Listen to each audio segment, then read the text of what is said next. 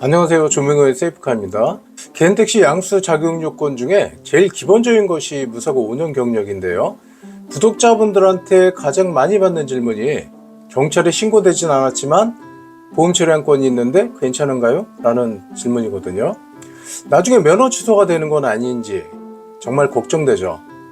개인택시 양수 조건 중 하나인 무사고 기준 정확히 알아보겠습니다.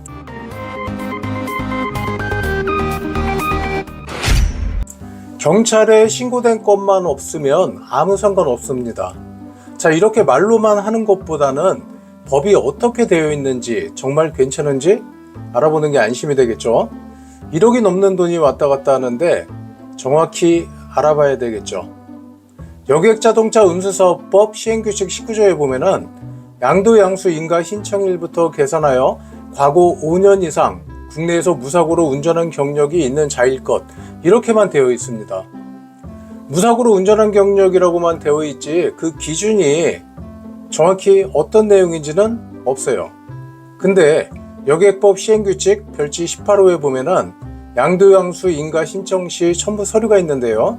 여기 보면 양수자의 운전 경력 증명서라고 되어 있습니다. 이게 경찰서에서 발행하는 운전 경력 증명서입니다.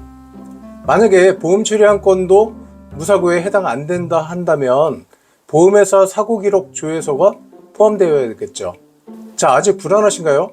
그럼 각 지자체마다 개인택시 운송사업면허 사무처리 규칙이란 게 있는데요. 인터넷에서 자치법규정보 시스템에 들어가 보면 각 지자체별로 개인택시 면허 사무처리 규칙이란 게 있습니다. 이거 인천 한번 볼까요? 인천광역시 개인택시 운송사업면허 사무처리 규칙인데요. 여기 보면은 제8조에 무사고 운전 기준이 있습니다. 제8조 무사고 운전의 산정. 무사고 운전 경력은 운전 업무에 종사한 경력으로 도로교통법에서 정하고 있는 자동차 운전면허 대장상 최종 교통사고 기록을 기준으로 산정한다. 이렇게 되어 있어요. 자동차 운전면허 대장이란 경찰서에 사고 접수가 되면 여기 기록하게 되어 있어요. 그리고 이 근거로 경력증명서가 발급이 되는 겁니다. 무사고는 인적피해나 물적피해가 없는 것을 말하며 또한 무혐의 및 무죄 판결이 아닌 단순한 공소권 없음으로 처리된 때에는 무사고로 인정하지 아니한다. 이건 당연한 얘기거든요. 공소권 없음이란 교통사고 처리 특례법에 의해서 신호위반이나 중침 등 12대 중과실사고가 아니고 종합보험만 가입돼 있으면 검사가 공소를 제기할 수 없다라는 내용이거든요. 공소를 제기할 수 없는 거지 사고는 기록되는 거기 때문에 무사고로 인정은 당연히 안 되는 거죠. 자, 다른 지역도 한번 볼까요? 부산광역시 개인택시 운송사업면허 사무처리 규칙인데요. 여긴 9조에 있습니다. 제9조에 무사고 운전경력 산정. 무사고 운전경력은 경찰서장이 발급한 운전경력증명서에 따른 최종 교통사고일 다음 날부터 면허 신청 공고일까지의 기간을 제6조에 따라 산정한 운전경력으로 한다. 지금 명확히 되어 있죠? 운전경력증명서라고. 광주는 어떻게 되어 있나 보죠. 여기 제8조에 무사고 운전기간의 산정이라고 있는데, 자, 무사고 운전기간의 산정은 관할 경찰서장이 발급한 운전경력증명서를 기준으로 하며 이렇게 되어 있습니다. 자, 잘 보셨죠? 말만 조금씩 다르게 표현이 되어 있지 내용은 무사고 운전 기준은 경찰서에 신고된 사고로 한다라는 내용입니다. 보험 처리한 건 전혀 상관이 없고요. 여객법에도 운전 경력 증명서로 무사고 운전 유무를 확인하게 되어 있고 각 지자체도 그 법령을 기준으로 만든 것이기 때문에 운전 경력 증명서에 사고 기록만 없으면 무사고로 인정하게 되어 있습니다. 단 경찰에 나중에라도 신고가 되면 문제가 될 수는 있어요. 실제 이런 경우가 21년도에 용인에서 있었는데요. 법인택시 무사고 운전 경력으로 용인시에서 개인택시를 무상으로 타신 분이에요. 그러니까 무사고 운전이 한 거의 10년 가까이 됐겠죠.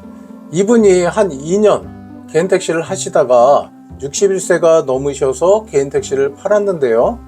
자, 양수하신 분한테 용인시청에서 개인택시 면허 취소 처분 통보가 온 겁니다. 날벼락이죠. 1억 5천 주고 면허를 산 건데 이게 전차주의 사고 기록 때문에 양수하신 분이 면허가 취소 처분 통보된 거예요. 어떻게 된 거냐면 전차주가 법인 택시를 하면서 사고가 있었는데 경찰에 신고하지 않고 보험 처리만 한 겁니다. 앞에 말씀드렸듯이 경찰서에 신고만 안 된 사고면 아무 상관이 없죠. 근데 법인 택시 회사에서 3년이 지난 후에 사고 블랙박스까지 첨부해서 3년 전 사고를 경찰에 신고하고 접수한 겁니다. 자, 그분이 법인 택시 하실 때 최저임금 문제로 회사와 노사 갈등이 있었어요.